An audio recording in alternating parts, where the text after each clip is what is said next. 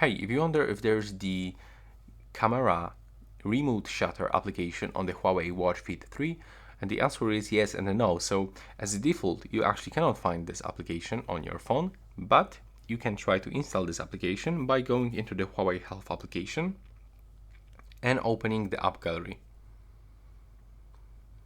Now just wait for the loading, and as you can see here, we've got the camera opus, and when we click on it, we can actually find short information that this actually tool that allows to control phone camera functions from the smartwatch.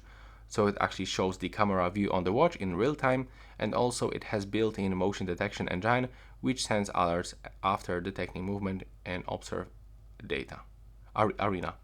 And additionally, we can actually take the photos with it by clicking just right here on this button. So this is actually the interface.